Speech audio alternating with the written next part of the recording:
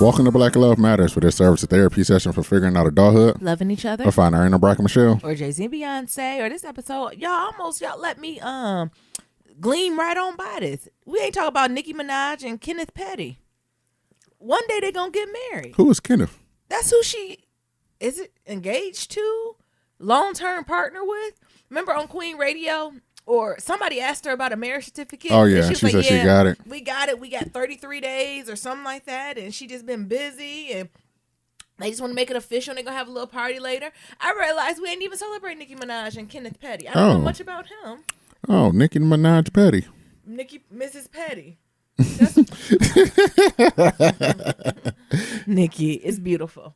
You know, Nicki going through her emotions, but love is to be loved. Nicki has had a lot of high-profile relationships, dating all the way back to Safari with the fur coats. Honestly, all the men she's been with, excuse me, I'm still recovering, have been very different. You know, sometimes us as women, we have trends with the type of men we date. And I don't know, well, maybe powerful men. She dates very powerful men. I would say she dates very charismatic men. So maybe that's the trend. But as far as like looks, they aren't the same. So if we're talking about what, Safari, Coconut Oil, Samuels, and then who else did she date? Meek Mills, Nas, and somebody else? Kenneth Petty. And Patty, right? Like all of them is two different energies, two different feels. You know what I'm saying? But I guess the common trend is like powerful, charismatic. They probably all super charismatic. What Kenneth do? I'm not sure what Kenneth does. I'm sure he's maybe in the industry or.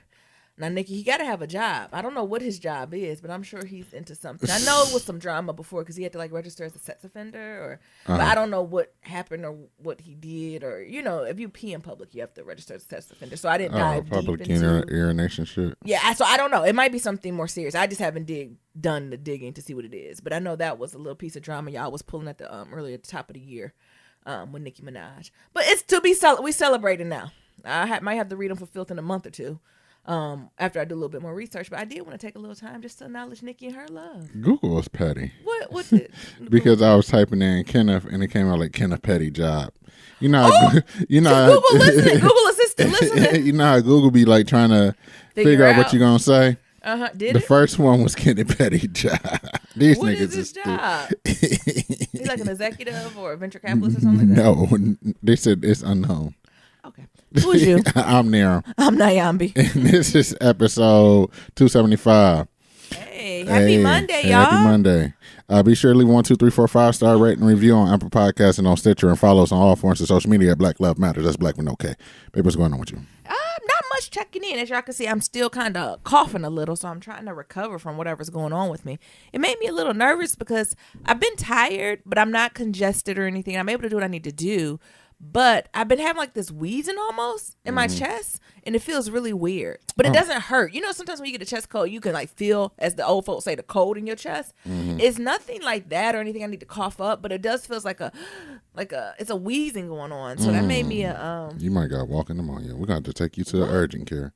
The walking pneumonia. How do old folks say the pneumonia? The pneumonia. N-E, not P-N. No, The pneumonia. Mabel, stop so looking I'm trying to navigate through that space. Also, I don't even know if I've shared it with y'all. It's my birthday week this week. So I'm excited and grateful as always. I'm neutral for my birthday. So y'all know you always have to send blessings and prayers up for Near on his birthday. That's not necessarily me. I'm really neutral. I'm always just grateful it comes around. And, you know, I'm happy. The thing is, because of school and or my career, the time my birthday falls is just usually inconvenient. So I've just like normed through that, and not in a shady way or like, because I've been really grateful. Like I have good friends and families that, you know, celebrate me, or y'all, you know I be up in this house like a recluse, but Nyambi take care of herself. Like if I want something, if I want a piece of cake, I'm not waiting to August to get it. Right. So that's another reason that I don't get too, you know, caught up on my birthday. Or if I want to go somewhere, if I want to buy something, I don't wait to August to do that. Where I know some people like wait for like special occasions, birthdays and stuff to do that thing. That's not me. But when it comes to school, it's always been just neutral because it's at the end of August and I'm from the Midwest. We usually start school like that last week in August or the first week in September. So I couldn't even celebrate at kids. Do you know what I'm saying? You know how kids bring cupcakes and shit in? Mm-hmm. I couldn't even bring no cupcakes and shit in because it looked weird. We had September, 8th. And it's talking about happy birthday, Yana. And they like, when your birthday? I was like, in August? Ma'am, you missed it. Oh, look. Thank you, Neil. Neil had to do it, didn't he? Yeah. He in this soundboard. Like, it's not my birthday yet. It's next week. I know, but still, we might not even be there. So we are going to be here, y'all. We got to have an adjusted schedule, but we'll be here. Thank you, Neil. Cut it. Thank you. And cut. Thank you. Oh. And then when I worked, especially in higher ed, shout out to all the higher ed folks out there. I know y'all struggling. The months that start with A's, August and April, as I call them, April, the worst months of the year. Absolute, that you don't even want to play. When you come home, you just want to go to bed because you're doing all the prep, preparing for these students to get back. All the faculty and staff who threw the deuces and going to their other job, they ain't tell you to 2 weeks ago. So now you picking up their work and they slack. Like, it's just rough months. And even now, I've noticed that I'm in tech. August's been kind of busy too. August has been like a nonstop thing too. So thank you. I know in advance for all the good birthday wishes. Mabel is showing out. But anyway, Friday when I come back, I'll be able to give y'all a little bit of reflections of like what I've been thinking about for this year and, you know, just navigating in the space. I know I always put Nero on the blast to talk about what he learned and things he want to do for this year. So I'll think about that for the Friday's episode. Overall, y'all know I love the Lord. So overall, God has been so good to me. What they say, better than this whole world could be. What is Niram doing? I'm just putting a little something under you talking. I don't need that, Niram. Thank you. Thank you. Go ahead, baby. I'm about to testify to the Lord, and you're talking about a big booty girl. I'm just trying to help you out. I don't need no help. With all the birthday songs. I don't need any help. They got a playlist for all the birthday songs. Thank you. I don't need any help. But what I'm just saying is my overall takeaway is that God has been so good to me this year. And I think that's what I want to highlight. Like, just how good that he can be. I feel like I got the song I Won't Complain on repeat. What they say, better than this whole world could ever be. And I just say, thank you, Lord. I won't complain. Because when I tell you the Lord stepped in and showed out this year, y'all hear more of my testimony on Friday. But as a surprise, Diram and I are actually heading down to LA for a couple of days to celebrate, which is very strange because usually I'm just used to working, may get out of work a little early, hit a happy hour, get a little stale piece of market cake, and then come on home. Honestly, I ain't even being shady to the market cake. I love a good market cake. Y'all know that you get at the deli counter with a little whipped cream icing. I don't like the buttercream. I like the whipped cream icing. I'll tear that up. So I guess I ain't getting that this year. And we'll tell you about our lives and times down in LA. I don't think y'all gonna believe some of the stuff we gonna do, but I'm sure I'll have some good stories. Y'all keep me lifted. I'm gonna try to hit this Universal Studios up. Oh. Do y'all think that's a bad move? It could be. I know some of y'all like, what's going on? Lastly, and Mabel heading her ass to the ranch. So thank goodness. Ooh. Y'all hear her barking. Mabel don't even like cars to drive by too fast. It's just she don't like to be disturbed. Anyway, my personal training is going good too. She's kicking my ass on the regular. But I think, air quote, I'm getting better. What? You feel like you're getting better, baby? Just meaning that the feeling of death isn't as fast approaching. Oh shit! I need to play the birthday song again. Please don't. I think before when I would do my personal training, within the first 8 minutes I was dying. Now it takes 15. Ooh, I should play Kanye workout plan. So blessings. Also, it's also hard to be mad at this white girl too.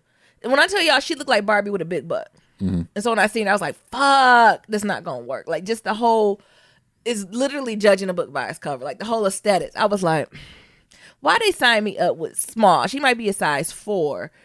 When I tell you her waist is snatched. When I tell you she got a big old booty, big hips, snatched, long blonde hair. And when I tell you sis come work out every morning with a full beat face, and I'm looking like I'm dying.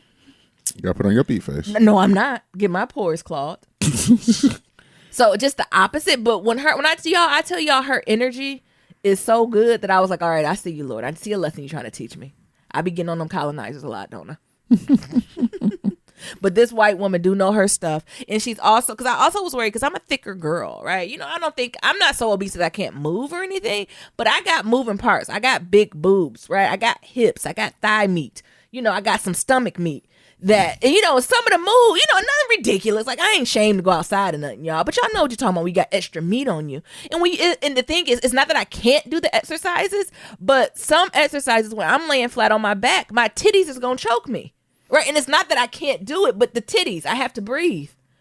And I know I got to get the bra. I know I be strapping down, but y'all know how it is. Come on, big titty committee. When you bend down and it slap you in the face, you be like, wait a minute. You got to, and I wear glasses. So my glasses falling, my titties choking me. I'm sweating.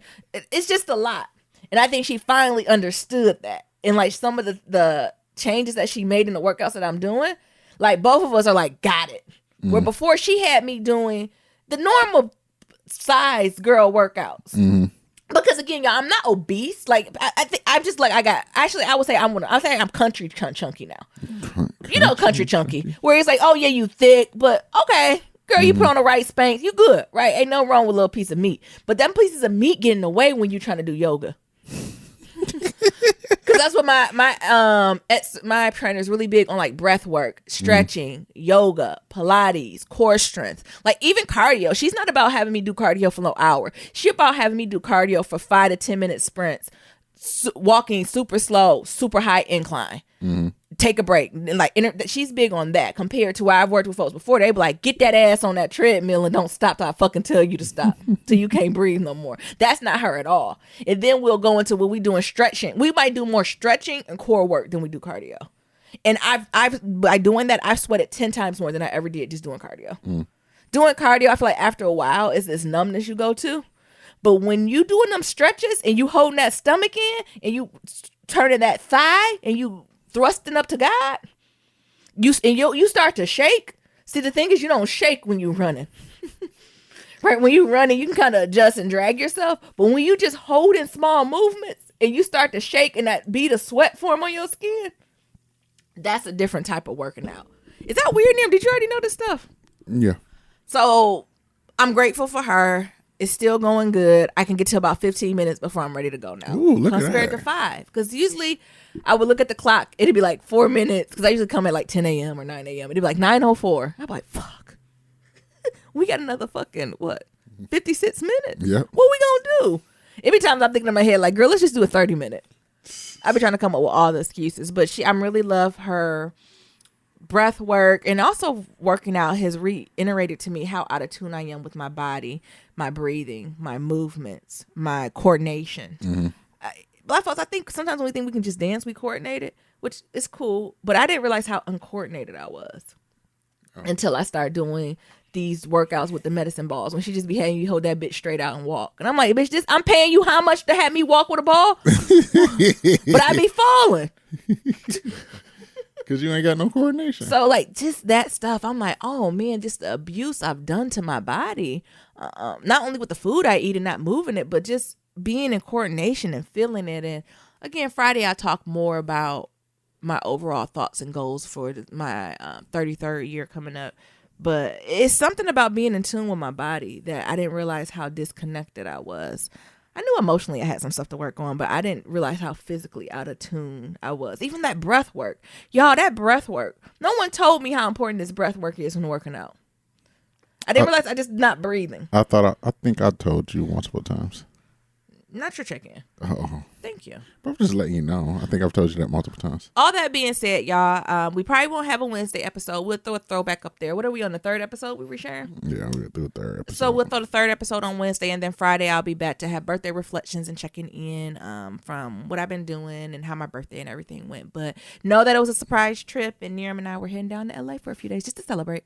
Oh, shit. I should have played California Love. Well, we already in California. Niram, what's your check? So I look forward to going out of town with Naomi, too. I think I needed this break. I think there's just a lot. No, she's under me. She's licking my leg, if you're looking for her. I just think it's just been a lot going on these past couple of weeks. Like, feeling overwhelmed, disconnected with the world around me, running and things of that sort. And the thing is everything I'm doing is things I wanted or assumed that I wanted, right? Like, this job that I got falls in line with things I want to do, and like my career, my own entrepreneur efforts. I'm still running and training for this marathon in Berlin, and and I'm still working on my own entrepreneur efforts. But it's just a juggling act that I'm still trying to figure out. As Mabel keep barking, I'm gonna tape her mouth shut. Don't say that. But it's like this juggling act of like trying to figure things out, and I just wished I had like a little break in between when I stopped the old job and when I started the new job, just to like have that time to wind down a little bit and then like ramp up. But since I didn't, and it's just been like full ramp up, it's just trying to like get adjusted, right, and allowing myself a grace and giving myself grace with that. So that's what's going on with me. I look forward to spending some time with you, reconnecting, because I also feel like this last week, like both of us came home almost every day at like 7 p.m. Yeah. And it was like, you got something to eat? We got something to eat? Or like, hey, I'm heading home. Are you heading home? Like, damn, you already beat me. All right, so what we eating? Where we gonna go at? And then it's like 8, 9 o'clock, and I was like, well, I'm tired. What about you? Yeah, time for bed. And then like wake up in the morning, I wake up at like 5 to go try to run and do everything I need to do for like my morning routine. And when I come back, you're like on the way out. So I look forward to just, reconnecting with each other. Mm-hmm. Yeah. Nice. What we got for pillow talk? Oh, I'm jumping right into like what? Unpack that more. Like, how are you gonna make it right? It's just not gonna go away. I think one of the things I really just need to do is actually sit down and like build a schedule, right? Figure out the times I need to run. Like my runs don't change that much. I got a 6 miler, a 9 miler, and like a 22 miler every week. And so figuring out where that goes, right? I got physical therapy. Figure out where that goes, right? I got work. It's almost like that.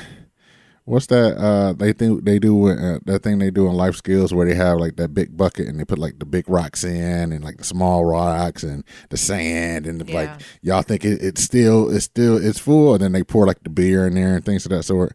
I need to turn that into like real life. So taking that and like looking at my big rocks, looking at my pebbles, filling it in with the sand, and then adding the beer in there as well, right? Just to make sure I stay connected with my friends. Oh, okay. Yeah. Nice. As well as you. Okay. Well, as I was telling you, me and Mabel got it. So just let me know what I can do to support, right? Or how do you navigate through it? I think the biggest thing to know is that there's never a perfect remedy for it. That's the secret folks don't tell you. There's never a perfect remedy for anything. Balance, I don't think it's impossible. I think it's really hard.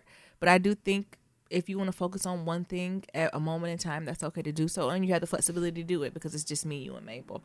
Compared to, if our family grows to something a little bit more broader to that, or if we become caretakers or our parents, where we're not going to have that privilege to do it. But right now we're in a very sweet space where we have the privilege to honestly do whatever we want. And we're in a relationship where we encourage each other to do what you want. So you don't have to be a martyr. That's the privilege, right? Yeah. All right, y'all. Let's get into some pillow talk. So it's the weekend, and of course, what did I do? Binge watch stuff. But when I binge watch things, I didn't watch anything. Well, Neram kind of gonna come in and save us, but I was watching just old school stuff. I was just feeling real nostalgic. So the things that I was thinking about that I watched was The Lady Who Sings the Blues with Diana Ross, Billie D. Holiday, and Richard Pryor, which is the life story of Billie Holiday. Oh my goodness. It is amazing. I love The Lady Who Sings the Blues. It's probably one of my favorite movies. Whenever it comes on, like it doesn't come on TV that much, but whenever I like think about it or I hear a Billie Holiday song, it just puts me right into the mood. And whenever I turn it on, it's like it just feels like a warm hug. And what's making me sad is nowhere you can watch it. I'm going to have to go on Amazon and buy it. Because, y'all, this is what I do. I just go on YouTube and stream it. And I cast it to my TV. Because I only seen it on DVD. I, need a DVD. Does our DVR player? Blu-ray, yes. Our Blu-ray. No, that's called DVR. Our Blu-ray play DVDs? Yes. Okay, so I'm going to have to just go buy the DVD so I can just watch it and get my life. You came in at the tail end of it. What you thought about it, Nirams? Do you like Lady Who Sings the Blues? It's okay. It's not my favorite. I love that movie. It's not one of my favorites, but I know it's one of your favorites. When I came in, it was almost at the tail end of it, right? So, me and Mabel was cuddled up on the couch into it. You hear me? That'd be the thing. I think that'd be the most interesting thing. It's not even the movie y'all be watching. It's how Nyambi and Mabel be cuddled up with each other, both of their ass eating popcorn. What? It's like Mabel be going in there with her paw getting us some popcorn too. And then Nyambi, we ain't got no microwave, so my Nyambi asked this guy some popcorn corners and some coconut oil and a big ass stainless steel bowl When you over put foil on, you just shake over the it. fire, just shaking it. Yeah, It's would like, it be what the the hell you best part? doing? And then you put little parsley flakes and garlic and salt. Oh my goodness! Y'all see what I got to deal with? She said parsley flakes on some. Never mind. The thing is, I don't like popcorn anyway. But yeah, I think it was an interesting movie. It was a good movie. I just first of all, I stand for Diana Ross and Billy D. Williams. I almost watched Mahogany after. It's just that old type of movie that I'm just like, yes. It's just something about it that just feels so creature of comfort. Yeah. I personally prefer the Temptations movie at 5 Heartbeats, but We can watch that too. You do? yeah. I think my favorite throwbacks would have to be The Lady Who Slings the Blues, Josephine Baker's story, What's Love Got to Do with It, and then Meeting Dorothy Dandridge with Halle Berry. Oh, okay. What's your favorite one? Temptations, 5 Heartbeats. 5 Heartbeats not a real. Okay, now I gotta. I know. But in that, I guess it could go in that genre. I don't know. Since I've watched Why Do Fools Fall in Love, I've been forgetting how much of a bop that is too. I don't know if it's in my top 5 though. Mm-hmm. Those are the only 2 movies you like when it comes to black cinema. No, black classics. Like black classics. Those is like. You just talking about like autobiography? Yeah, that's like music biopics. The ones Oh, you okay. looking at. Well, you don't like Ray, and like Ray is another good one. I can go back and watch like Ray over and over. But again. I'm thinking about like the classics. Shout out to Selena. That's black adjacent. Selena, another good one I can watch over. I could fall in love with you, bitty bitty bum bum. That's my vibe. Oh my god, I love Selena. Oh my god, I love Selena. Ray is a good you one don't too. love Selena? Ray is a good one too. J-Lo did that. Some people said that's what made J-Lo to her stardom. Hey, okay. And no shade to Jenny from the block because I was rapping for that. But when I tell you that Selena and she come in there with them little bandeau tops and she's like, hey, bitty bitty bum bum, bitty bitty bitty bitty bitty bum bum. Oh, any other song? I love them all. I love all of Selena's bops. Y'all don't. Okay, for the kids, Generation Z's, go look up Selena and not Gomez. The real Selena. All her shit. Even her Spanish songs be good. She like Celine Dion. Like Celine Dion released some stuff in French and her shit sound good in French. I know that sound real American, but y'all know what I mean if you hear it. Because some other, when you listen to some songs, like for example, Mark Anthony, some of his songs in Spanish don't bop to me. So I be like, what is Mark talking about? Oh, like it just kind of it don't connect. But Selena shit, no matter what language she speak, I'm falling in love, I'm crying, or I'm dancing. Same thing with Celine Dion. She don't got a lot of fast songs, but Celine Dion will make you cry in French. She got a French version of Waiting for the Night. You're confusing people. Uh-oh. You're done confused. Celine Dion. That's a Jennifer Lopez song in Selena. Oh. Jennifer Lopez got Spanish albums too. You done confused all that. I don't know what you was trying to do, honey. I don't know. But no, they are bops. Waiting for the Night. I thought that's Celine Jennifer Dion. Lopez. So Celine, who? Celine Dion is a legend. She's the one who does Titanic. Oh, I'm thinking about Cher. I thought Cher did Waiting for the Night. Ooh, she do that. Gotcha. She the one on the boat. Celine Dion can sing though. It's all coming back to me. It's all coming back to me. Very big ballads. Baby, baby, baby, if you touch me like this. That's Celine. Oh. What music did you listen to? Was I just trapped in my room listening to music as a child? That's all my mom let me do. Go listen to that song. Oh, Cher who did Waiting for the Night. Cher. Yeah. Oh, you talking about that? Oh, Cher legend too. Yeah. I get them mixed up. Cher and Celine Dion? Yes, they white women to me. Absolutely not. First of all, Celine Dion does not claim our American ass. Celine Dion makes it very clear she is not American. She makes it very clear she's not from here. Cher, I like some of her music, but I think I like Cher politics more. I like how Cher really don't give a fuck about hierarchy, gender roles. One of my favorite Cher quotes is when she be telling people, her mom was like, why do you put yourself out like that? You should just want to go and marry a rich man. And she was like, Mama, I am a rich man. I said, bitch, come on. Why would I marry a rich man? I am a rich man. Next question. So your favorite movies were Temptations, Five Heartbeats, or movie. It don't have to be black. Movie. Oh, just right. Oh. Yeah, movies. Because I did Black Adjacent with Selena. Biopics. Music. Oh, music. Oh, the Jackson 5 one. Oh, American Dream. That's like 14 hours long. Yes. Yeah. I didn't like the Michael Jackson biopic with Flex Armstrong. That was very not strange. Flex Armstrong. What's his name? Flex Anderson in there. Very horrible. I didn't like that one. They still haven't did him no justice. Michael Jackson would like his after. Whoever did the Jackson whoever did the American Dream need to just continue and do the rest of their story. Yes. And just come on back and do Like like chapter Roots. 4. Oh, the new generation. Yes, Michael Jackson, the new generation. I'm trying to think of other ones. Let me see the white folks I like. I like Bohemian Rhapsody, believe it or not. I know it's not all true, but I thought he did that. Yeah, it was pretty dope. That was good. I was not a fan of the Elton John one. It should have been a play.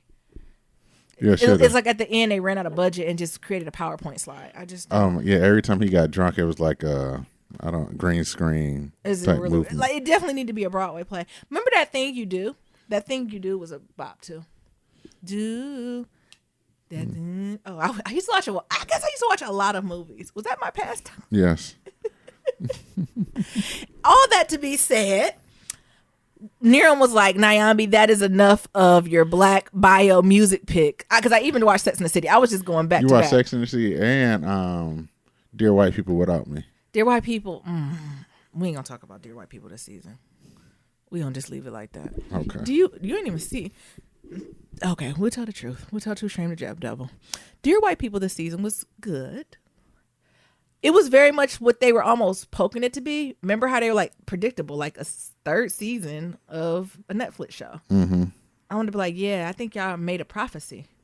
Like they were trying to be. Do you remember seeing them saying that? They made a lot of like nods to that. Like, of course it would be predictable, like a season 3 episode of a Netflix. Mm-hmm. And everything they said, it kind of was. And I don't know if he meant to do it. I thought it was also different that Justin Simeon was in it. So I never took him as an actor. So he's the one who's created. So he was in there as like a professor. I think I was most disappointed, and I don't think this is giving away anything with Dear White People, was because I thought we were going to focus on the Order of Ets. And like what that is, and kind of doing some flashbacks and a nod to just black people in academia and how you survive, and maybe you can apply that to now and keeping the struggle, the process moving forward. But it wasn't. Order Ets took a back seat to it. In the last episode they came to it, so I hope in season 4 they'll come full circle to that. But yeah, Justin, or you know what, I'm able to take to critique. Maybe this season just wasn't for me. Maybe this wasn't a season for the millennials. Maybe this was a season for the Gen Zers, and that's what it was supposed to stay on. Like, it was like some weird nods. I like Tyler Perry. It was some weird nods to Spike Lee. They had Blair Underwood fine ass in there too. Aging like wine, ain't he? Being creepy. That's basically the storyline. Spoiler alert. Professors overdoing it, right? Overstepping the line. So what happens when professors overstep the line, sexual assault, harassment, and if it's not to that level, I think that it was all about the grade level. If it's not to that level, when there's an abuse of power in that situation, how do you handle it? And then on the flip side, us as folks of color, do we worship our idols so much that we can't see when they do wrong? Like, it was very much a nod to Bill Cosby, that type of working through. I just really wasn't here for it. Really? No, I really wasn't. And like Blair Underwood, he did what he's supposed to do. Like, I get it. Yeah, he probably did do too much with that white girl or kid. I don't know, but I don't think he needed a whole season for that. Because I think that's what. Because I came in on the tail end, so I was like, so what happened? I was just very underwhelmed. And Naomi was like, I don't know. I said, they keep talking about it like we know what happened, and it's like, yeah, no, we don't know. And that's the thing. That's the great part. So we never was in the room to actually see one unpacked. All we heard was that professor side of the story, the white girl side of the story. But even when they both share, they never explicitly say, I went in, this happened, this. Like, he was like, maybe we drank too much, and then we did this, and we talked about this. And then Muffy was like, yeah, I did drink. I don't remember. Like, so, something went on inappropriate, but what that was, I don't know. Yeah. I didn't either, and I was so confused. And I was like, should I go back to the beginning? Naomi's like, no. No, it's not. You're not missing anything. And like I said, maybe I'm a Gen millennial. It wasn't for me. It was more for the Gen Zer. But it was definitely about that nuanced gray, where I think Muffy, the girl herself, had to be like, well, did I or did I not? And then the professor was like, well, did she? Like, I think it was a lot of uncertainty there. But I believe, I'm firm. The professor is in the person. He is in the place of power. So you always have to be careful. So if you question anything, you fucked up. That's basically the solution. You fucked up in that situation and you take that L. It's not going back on the student, just due to power dynamics, which seem to be easy, right? Like, I guess just come from higher. Like, that's a very easy, this is what it is. What I was going to say, but I guess the only thing to unpack slightly is the worshiping of, I've been out of higher ed for a minute, so I don't, outside of higher ed, people don't be worshiping folks like that. In higher ed, it is very much when you're leading in the field and you're black and you're charismatic, people do put you on this pedestal sometimes. What do you think about that, Niram? Did you see that a lot in higher ed? I mean, I guess it's in tech too. It's definitely It's in everywhere. tech. Yeah. It's I want to say it's everywhere. It's like that movie, that white girl who dressed up like Steve Jobs and had that deep voice. They're talking about they can get all your information with one drop of blood. Oh, Theranos, yeah. Yeah. It's all there. Yeah. It just didn't hit as hard. And I think Could it's have been crazy. an episode. Like that worshiping could have been an episode theme. The faculty member and the student, the abuse of power could have been an episode. Like, it just didn't need a whole season to navigate through it. Because would it end up, and you don't even know what happened. I'm assuming he got fired or just asked to, not, first of all, they don't get fired, asked to leave. Yeah, we don't Basically, know. right? Like, it's kind of like, but where Order of X, I feel like we could have unpacked some shit. Yeah. And I think that's more or less what I was expecting, is what happened with the Order of X stuff. So when I was sitting And is down, he a part of it? Like, what? right? And when I was sitting down with Naomi, I said, "Where's Giancarlo to talk about the Order of X?" Yeah. It's like he ain't been up here yet. It's like, what the hell is going on? So, What the hell is the narrator? and he keep coming back in it, and it turns out he's like a faculty member who's just on like an eternal sabbatical for whatever reason. But it's nothing. As my friend Nia said, they fed me a plate of smoke. What? You don't know. You ain't never heard him talking about people giving him plates of smoke and tell you it's food. You can smell the aroma of something cooking, but you can't eat smoke. Oh, it's like ribs with liquid smoke on. Yeah, you like, what is that? So, dear white people, maybe y'all got a different perspective. Maybe it served y'all, and maybe it just was not for me. Also, I mean, we also got into the pushback of like when a student pushes back on the theories, and as a advisor or a person of power, you try to help game folks, right, and let them know what it is. But some students push back on that, and I do think sometimes it's appropriate to push back. Sometimes I think there's more harm than good. But again, that could be an episode. Gotcha. That's it. But alrighty, anywho, Niram, why don't you just take it from there and explain a little bit more about the free Meek Mill doc on Amazon? Just kind of give an overview, how you found it, all that good stuff, and I can jump in. Okay, so this is something that's big in the hip hop community right now. This whole free Meek Mill documentary. It's more than the hip hop community. I would say any social activist community. Yeah, so this documentary pretty much followed Meek Mill, or gave like a whole synopsis of how Meek Mill got into the system, how many days he's been in the system from when he first got arrested all the way up until now. To 19. Yeah. He's in his 30s now. Yeah. And it pretty much go through all that in like a very nuanced way of A, showing parts of his life, as well as B, showing how the system affected him all the way through. So I think that's a more or less top level synopsis before we jump already in it. Also, spoiler alert, niggas, if y'all ain't seen it. So if y'all ain't seen it, y'all might want to pause this and go watch it. Or I mean, everything that's in there is not. The thing is, There's no everything. secrets. He And out that's of the thing, jail. right? He out. Yeah. So spoiler alert, Meek Mill's out of jail, right? Yeah. But I think it's in, as a person who has followed Meek Mill like throughout his whole career, from the days when he was battle rapping with the dusty braids all the way to now. Like I Them kind braids of was dusty. I didn't want to say nothing. I know it was appropriate. But I said, why his braids always look like they 2 weeks old? because they always were. When did he get them fresh done? No shade.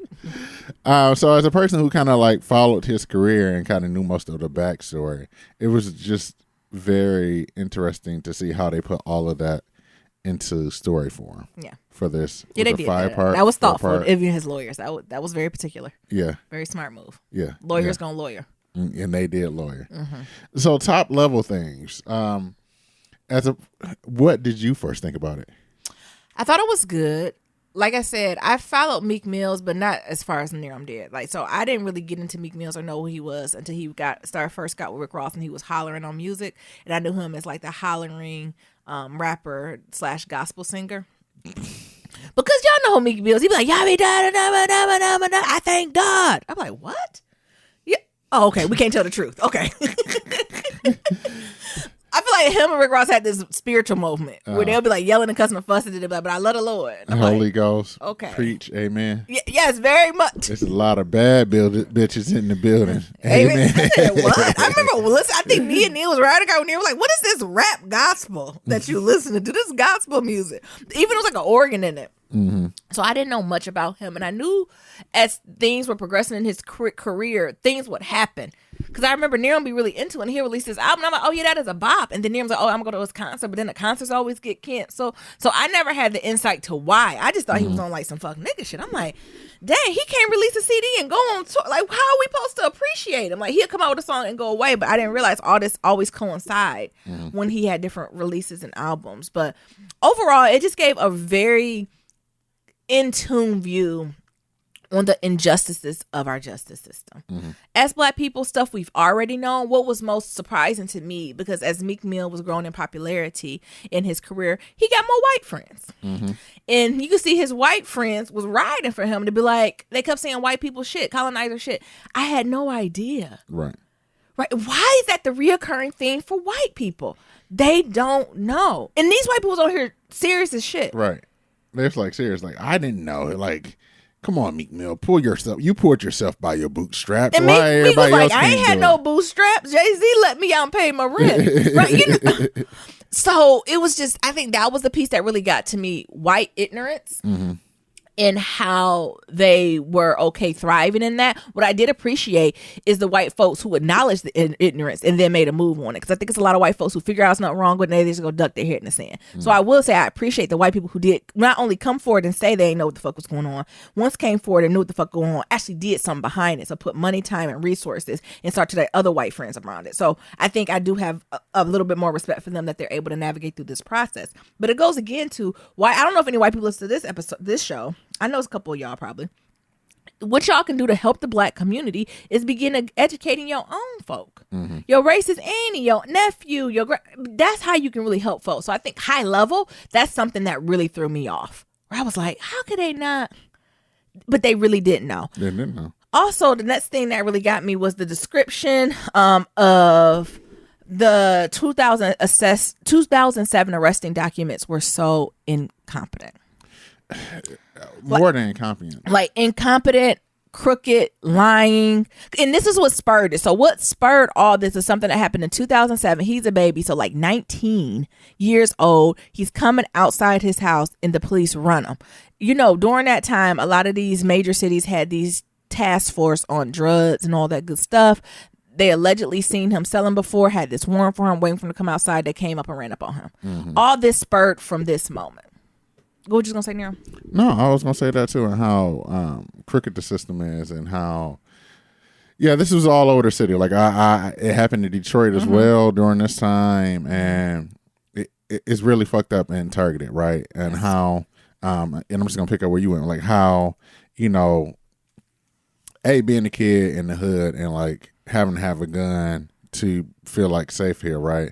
And then him being like, well, I'm going to go to the store, and as soon as he comes out the building, like these niggas just tackling him, right? And then like even the arresting documents is talking about like how he pointed a gun at him, at the police and things of that sort. And we all know that if a Black man ever point a gun at a police, this nigga would be dead. Or you're gonna die. A cell phone, a comb, a Bible, anything that looks black. And then you gotta be black. You're gonna die. And he didn't. So we went kind of through that process. And also to give a little, eye-opening to that. He was found guilty. He was in jail, got out, was on probation, all that good stuff. We'll get deeper into that, though. Also, what surprised me, another fact that I wanted to have that really stood out, that it took Meek Mill's family 7 months to bail him out. So raise from like that, he had to raise like $5,000 or $6,000. It took 5 months. First of all, for that to even have to be a cash bill is crooked. So I think John Legend and some other folks are really diving into like the crookedness of the bail bond system, where when we're talking about underprivileged communities, people of color, young folks, people just without resources, there's always mandated cash that you have to get out, compared to if you're in other neighborhoods, you don't have to do that. No. So that in itself is crooked, and he shouldn't have been sitting in jail that long for he didn't commit a crime. It's almost the intent to commit the crime. So he didn't even do anything. They just think he might do it. Right. So that's why he was in jail. That's not a reason for someone to sit in jail for 5 months and wait for the trial. Like that's something you can sit at home and wait until your trial date comes and you go from there. But that's the thing, babe. A lot of people are sitting in jail right now just waiting because they family can't afford $5,000-$6,000. Like that's crazy. I wouldn't say it's crazy, but just think about, and not even 10%. So it's not even a price. You need to pay it all. Yeah. That whole notion, right? Or it is like it might be like a $50,000 bond, and 10% is $5,000. So even that whole notion, right? You still got to come up with $5,000. Yeah, and ain't nobody got $5,000 just laying around. No, surely don't. Especially when you're going check to check. Shit. Also, what this documentary did a really good job of doing is unpacking mass supervision.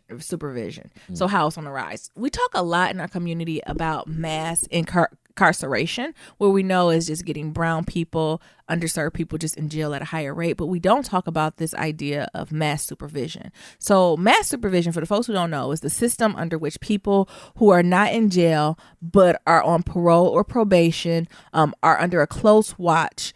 And with the goal, honestly, they want them to kind of be returned to jail. So this is the point where when you get out of jail, you served your time, but there's a finite time. It can be a couple months. It can be a couple years. We have to check in with like your parole probation officer. That means you can't have any alcohol. You can't do any drugs. You can't be association with certain felons. You can't be within, like, there's a lot of rules, and the rules are very, like, that was just high level stuff I was talking about. Like, the rules are very nuanced with curfew, where you're supposed to be, when you're not supposed to be. You got to be gainfully employed. You got to pay all these fees and things of that sort as well. Yes. And then even if you miss one of those, right? If you can't afford to pay your probation fees, they can put your ass back in jail. So this is another item to help with recidivism. That's what it's called, right? The idea of going, once you're out of jail, to go back to jail. So this is another way to get folks. So they could be doing nothing illegal, or say there's a way to violate your parole and they still send you back to jail, but you violating your parole is not.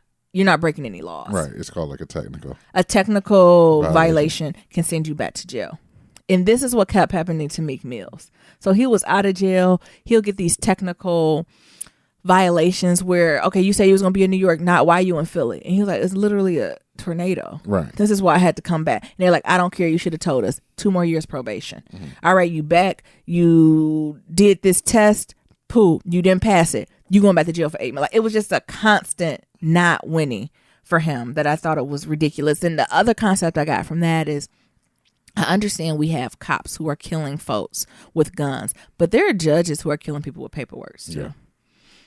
Yeah. And yes, we need to focus on the cops. We also need to watch who we vote in here as judges. Yeah.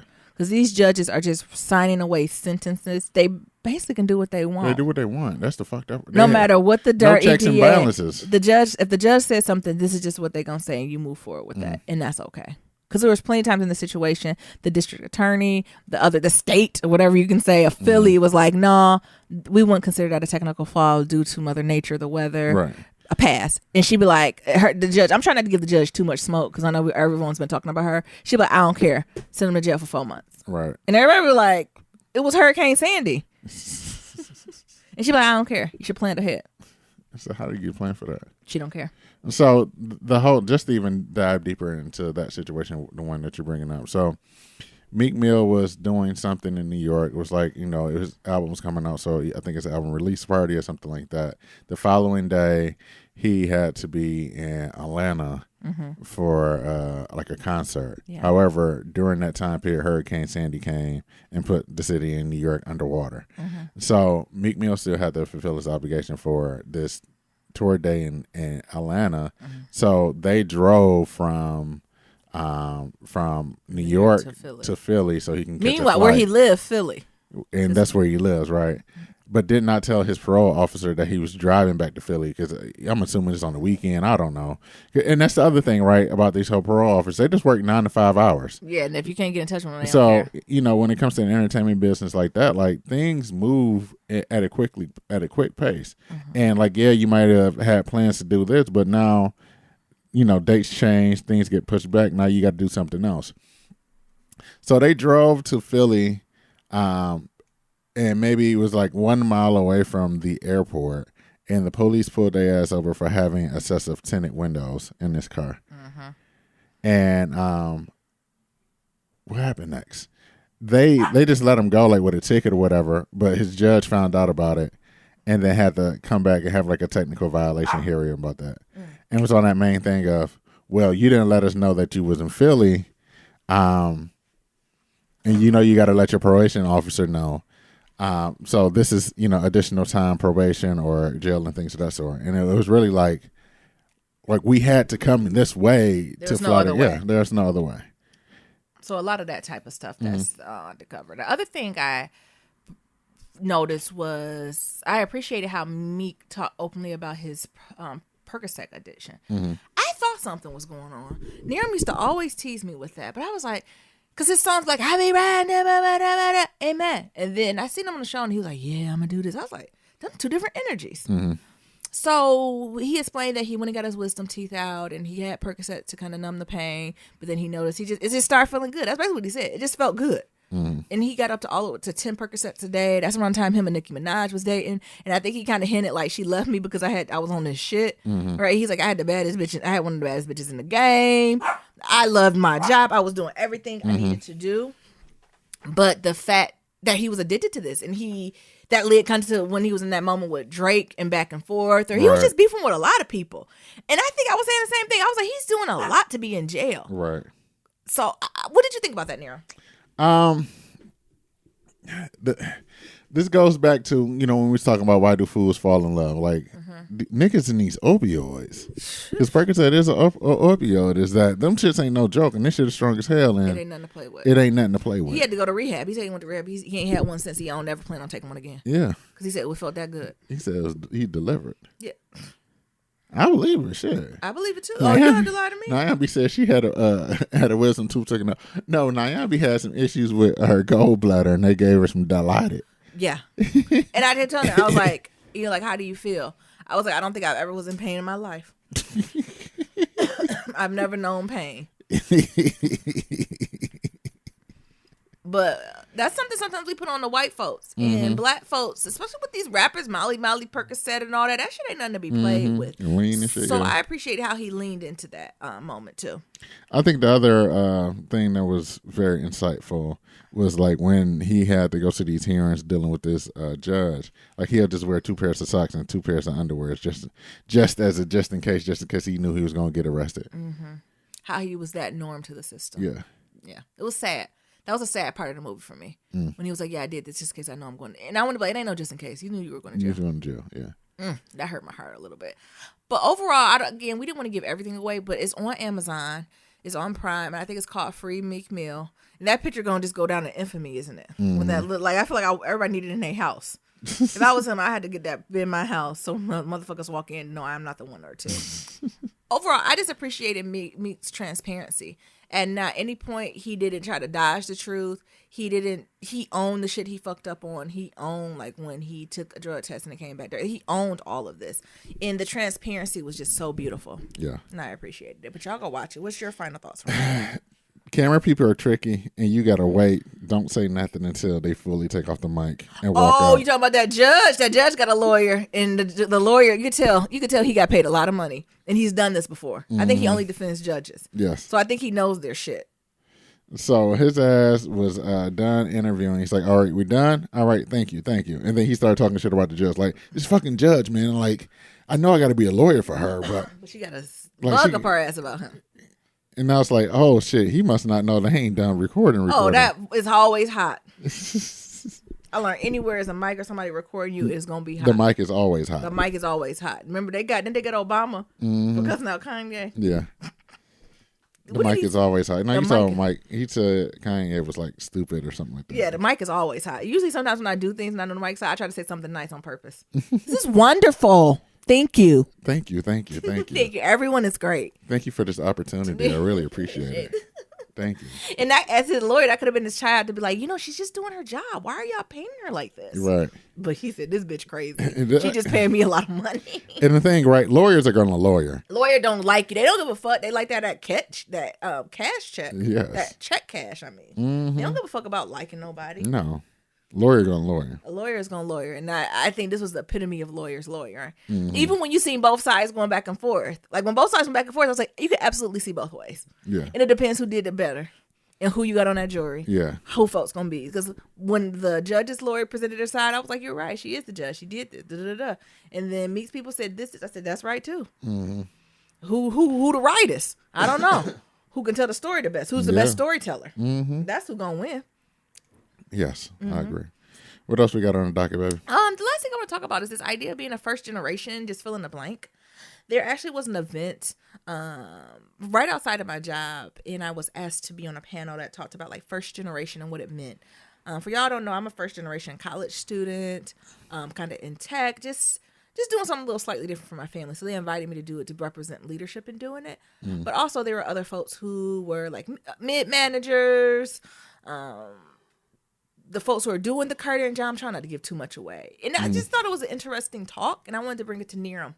What I really found was, but their idea was more so like, what does it mean to be a first generation professional? And I've never heard it explained in that way. Like to say professional. I was like, who's not professional? But they mean like a white collar job and navigating within the field in business and corporate, and how is it different? I do think it's different. Very. And also they were talking about what does it mean to face for a first generation student, meaning you're an immigrant to this country. Say your family where they came from had like these degrees and they were doctors, but for whatever reason their licenses degrees isn't valid in America. You still would be considered a first generation like college student professional in the Americas. Really? In their lived experience. Yeah.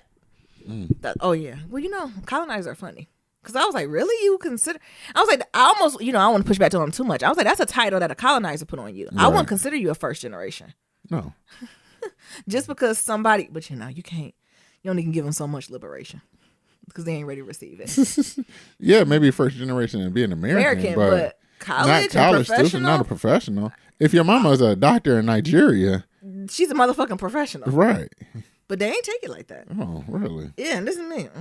Where y'all live, white on white. But I just wanted to get your opinion, Neeram, and y'all folks who are listening about like the lived experiences. My experience I shared was that it's never that I wasn't supported by my family. That wasn't it. But the hard part is when you don't have the blueprint and the framework. That's the biggest difference when you're a first generation, whatever it is. There's unspoken rules to this game. And folks who've been to college or been in this corporate environment are able to tell you what the moves are going to be. Right. They might change slightly, but they can at least give you an overarching look on what's to come. Compared to if you're a first generation student, sometimes your parents and folks around you can be savvy enough to navigate through it.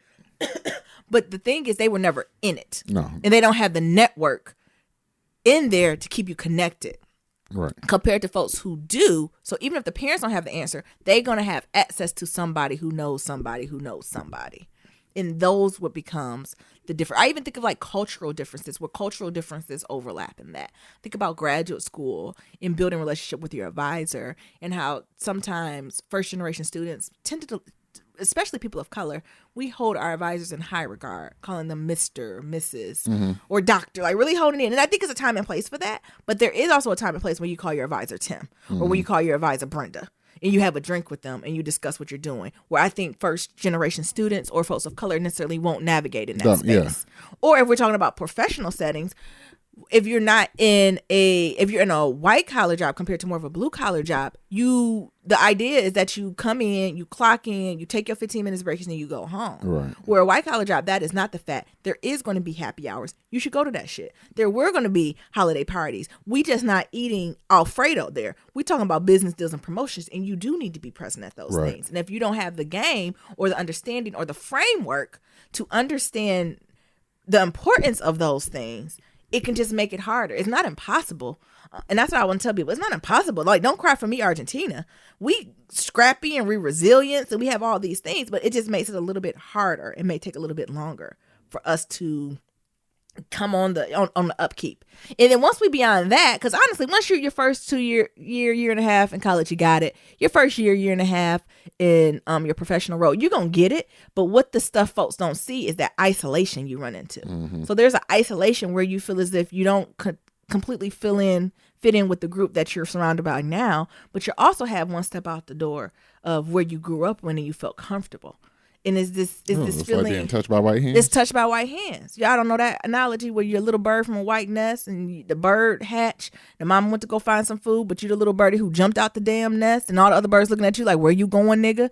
And you just at the ground like, oh shit, I'm somewhere new. I'm scared, but I'm here. And then here come a white hen, be like, oh, here a little birdie. And the birdie that little hen didn't put you back in the white nest. Them white hens is, an analogy for a higher ed, education, professional job. But the T is when mama bird and all the other birds come sniff you, you don't smell right. What is it? You've been touched by white damn hands. So you don't fit in with mama birds and you don't fit in with the fucking white hens. And it's isolating. Yeah. Because you feel like you got to choose and you shouldn't have to choose. You should be able to live in both. Yeah, you should be able to live in both. But I also think another thing is like explaining like what you do to your family is like a big issue when you working like these white collar jobs, right? So I even think about, because they don't see it as valid work half the time. I would argue they don't see white collar job when we send at the desk all that does not work because they did physical work. They did physical work, and then if there's things like you really can't, like I want to say trades or trade like accountant. You work in accounting, so people know that. Lawyers, they know what the hell a lawyer do. Things of that sort. I'm a supervisor. Supervisor of what? When you start talking about, well, I do digital marketing. A, they don't know what the hell you mean by digital, and then they don't know what the fuck you mean by marketing. Like, then they said like a street team, like what the rappers do. They said you had to go to school for that. You could have just went to the corner. You went to school to learn how to be on the street team, like for Ace Hood and shit. Meek Mill. I be riding on my amen. And it's like, no. Yeah. So like, I think that's a whole nother thing too, is that people don't really understand what you do, so they really don't have nothing to connect with, especially in this age where everything that we do for a living is tied to who we are. So when you think that of like purpose we were talking about in a few episodes ago. And so it's like, Niram's like, he works for an accountant. Or Niram's an accountant. And it's like, no, I'm more than just an accountant, right? And Nyambi's a lawyer. It's like, Nyambi's more than just a lawyer. So that whole notion as well. And I think that's another thing that people really don't know how to tie into that, if that makes sense. No, that's really good. I didn't even think to bring that up. I wish I would have brought that up on the panel. Yeah. Because I think that's what I was trying to say. I don't think I said it as eloquently. And the only reason I really brought it up is how lately I've been having these conversations with my mom to figure out, because she's like, so what do you do again? Like the past 3 times that I talked to my mom, she asked me, what do you do again? You put things on the computer? Oh, you play on Facebook? Not play. And they say words like that. Yeah. Oh, you just be playing. So you play on Facebook all day? How you make money just playing on Facebook? Maybe you should talk to your niece. Your niece play on Facebook too. Anywhere you can get her a job so she can play on Facebook. So it's like that, right? And like it's been like 3 times, and it got to the point where I had to ask Nyambi, like, Nyambi, can you break down what I do for a living? Like, what do I do, right? So I can figure out how to tell folks, because a lot of people want to know. Acquiring mans want to know. I always tell them you do commercials for the internet. This is the equivalent, right? So you try to bring people to awareness, and you're trying to like really find an audience that's tied to it, just like the commercials. They try to, Red Lobster, they be putting that crab leg on there real good. Well, Niram do emails and promotional goods, and when people on the internet be like, ooh, I want them crab legs. You don't like that? Yeah, I do like that. So, but even trying to like figure that out, right? Because especially out here in Silicon Valley, your title really don't mean shit. No. What the fuck is Exactly. Any of it. Right. Everything's a program manager. Yeah. What the hell is a product manager? Yeah. What's a program manager? What's a marketing manager? Yeah, it's all the same. You know what I'm saying? What's a product evangelist? The fuck does that even mean? Titles they make up. Yeah. It's just titles they just make up. Mm-hmm. So, what's a user advocate? Mm-hmm. What does that mean? What is customer success associate? Yes. Well, I know, and we can't just tell folks the title. Mm-hmm. Something else that I was navigating through is I also tried to show the good, bad, and ugly. So for the most part, I would say our parents and family and friends are supportive, but that's not everyone's story. And a lot of times as a first-generation student, if you, or professional, however category you want to check, you have to do something different than your family did for those years to break those cycles and those chains. And because of that, that does mean sometimes you have to know when to take a step back from your family or the space that you want to be in, and know that that's okay to do, and that you sometimes have to do it. And I think I brought this message out overall that anybody, first generation or not, if you're in any type of toxic relationship, just because you're related or just because you have history is not a reason to stay in that space. Nope. And I don't know if all the kids received that though. I think the millennials did, and like you can see the managers look like, folks who lived a little life could do it, but I think some of the other babies didn't receive it as well, because then they were, because that's when I had to come back and say, no matter where you at, don't take toxicity. Like is this sense of, is it entitlement? Like no one owes you anything. No. Nor did anybody owe anybody else anything. Oh, you acting funny. Boy, I used to change your diapers when you was little. And I do think that is a cycle of respectability politics that Black people, we have to be very careful of. Now, there's nothing wrong with wanting the best for your family, creating generational wealth. But if you know some folks in your family are not good stewards of their money, you don't give them your more money to be a steward of. And you have to be wise enough to break that chain. That's what I'm saying. I don't think folks do that enough. Because the other thing is that they're like, oh, well, I consider family, even the good, bad, and ugly, to be a grounding source. And if I come back and if they're teasing me, that's just the way they show me they love me. I'm Bullshit. like, girl, bye. Bye. Bullshit. Let my Nyambi family say something too crazy too many times. Let me tell you who you're not talking to like not that. Me. Not Yambis.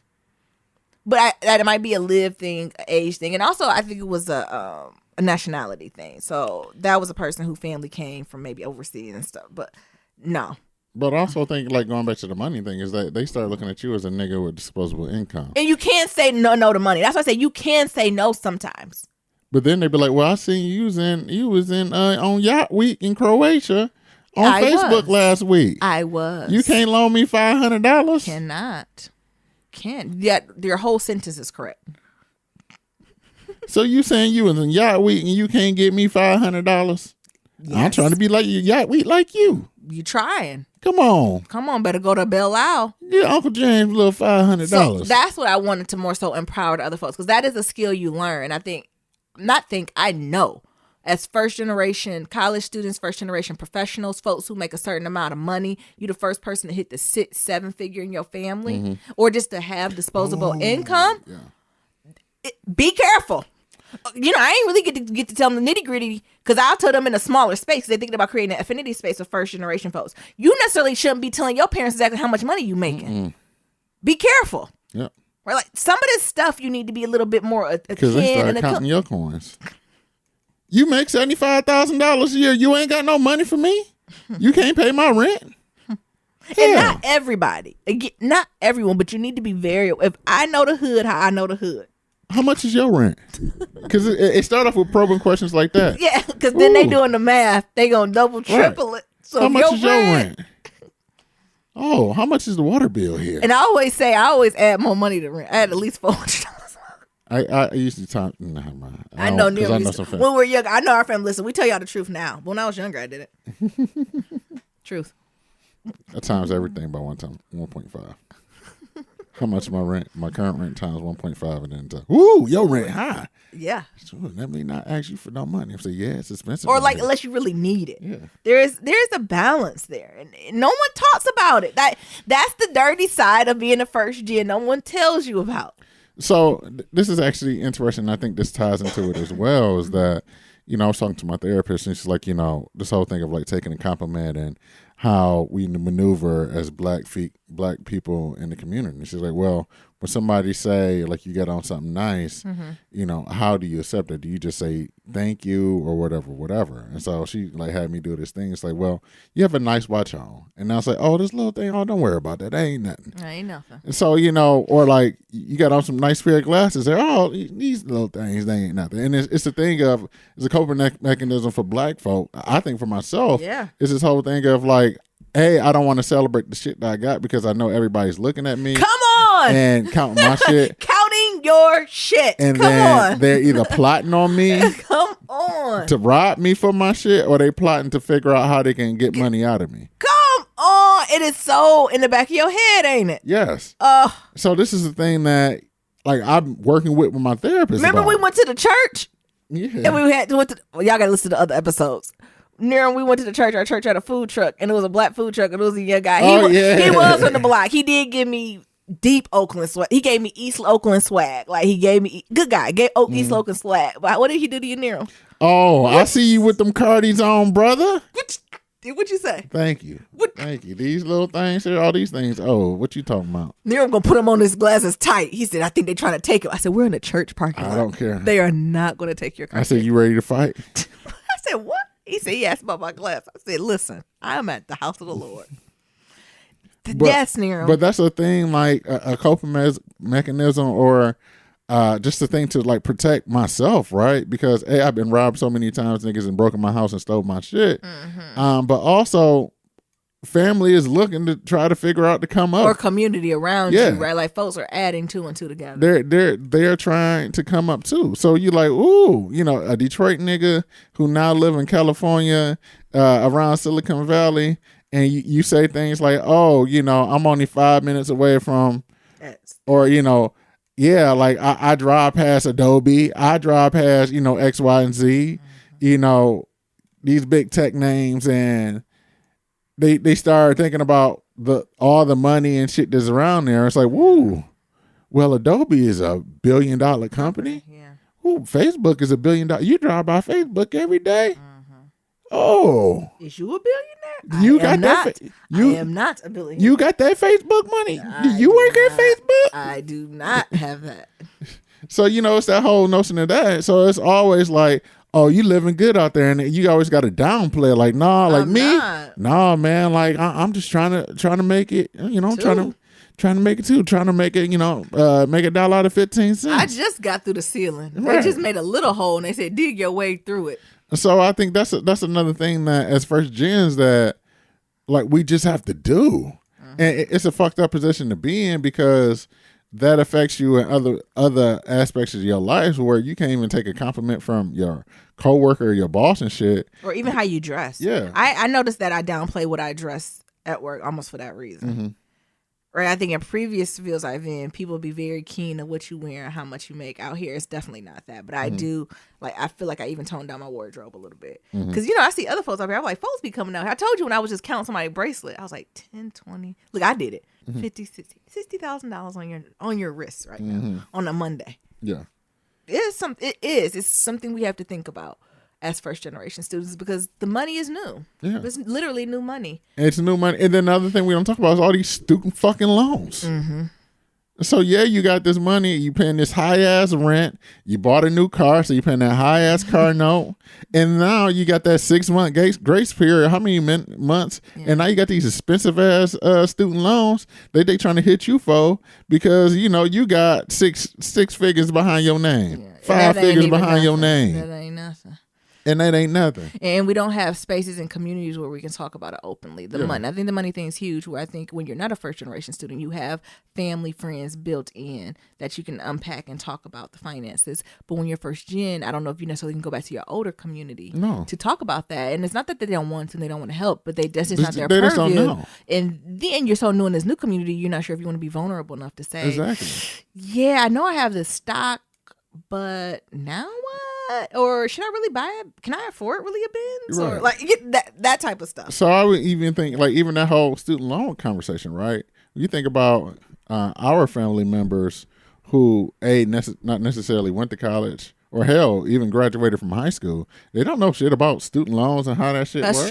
That's true. Yeah. And how they'll stalk you, honey. And how that shit stalk you, and how they'll figure out how much you making and adjust your loan payments off of all that. Like, they don't know, because hell, they barely graduated from high school. So that notion too, that whole notion of like different conversations, right? So obviously been talking to my sister about this whole notion of vesting, right? And how how long you got to vest, and like what's a cliff and things of that sort. Investing, I mean, a lot of tech companies out here a part of your offer package is your base salary, and they'll give you stock within the company. And we're talking about vested is the time period of how long you have to work at that company to your vesting period, meaning how many years, months you have to stay there until this stock is outright yours.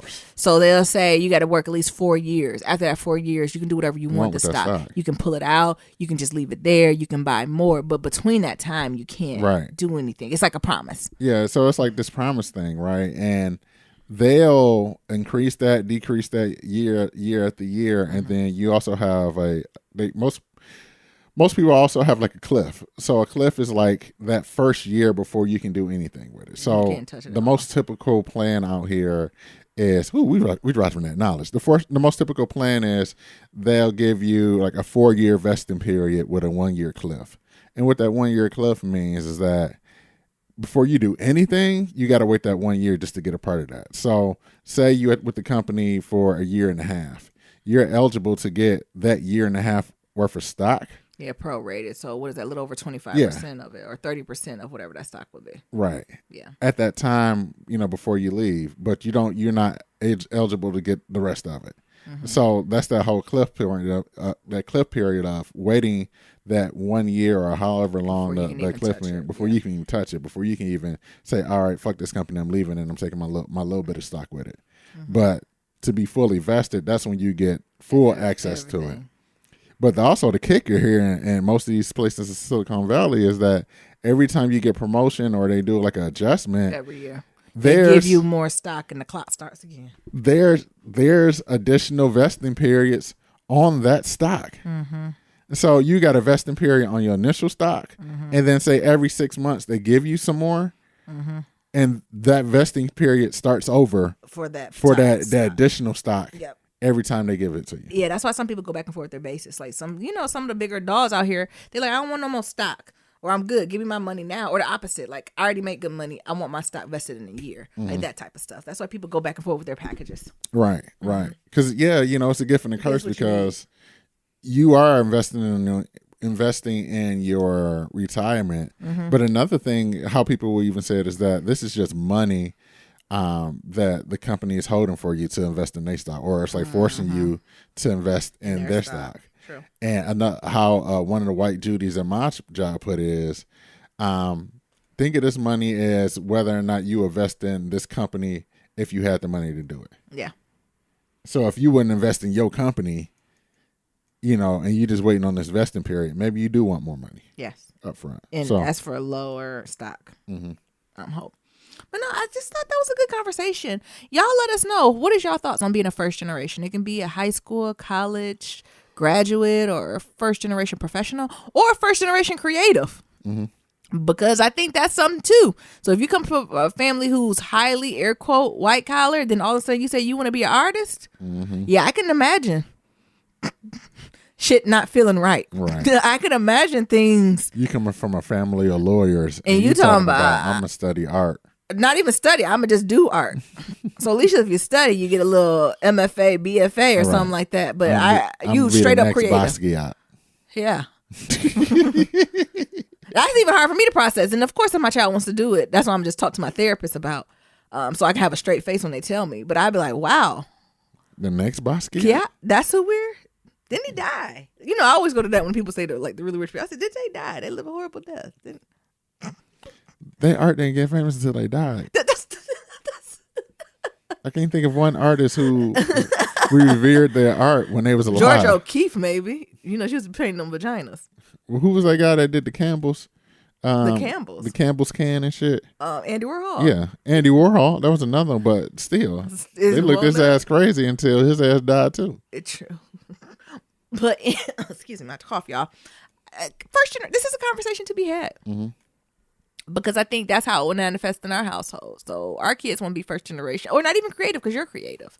So I'm just thinking about like the lived experience and how folks navigate through the world. Y'all let us know how y'all feel about it. Are y'all first generation anything? What was your experiences in college or the professional world? And how did you balance that with your family? I always think the hardest part of being a first generation, especially in undergrad or school, is going back to Christmas that first time. There was an article in the Chronicle of Education that did it beautifully. that just talking about going home and people not understand what you're doing. Why are you still typing on your computer? Right. You haven't graduated yet. I'm not sure what you're doing. Right. It's just, I think that's the hardest part. You know, why you got on black fingernail polish? Why you done got big? Why you got these beads around your neck? What? Oh, you got a new haircut? Oh, you think you Killmonger now? Oh no, you Killmonger. Like we teasing on Queen Sugar. He done had his first generation moment. Close us on out now. As always, to submit your Black Love story, go to blacklovematters.com. To submit a question for Kitchen Table Talk, shoot us an email at blacklovematters@gmail.com. And to leave a comment about anything we talked about, head on over to that website, as well as leave us a voicemail, and that's at 508-784-1111. That's 508-784-1111. Talk to y'all later. Remember, Love is ever evolving. See y'all on Friday. Peace. Bye.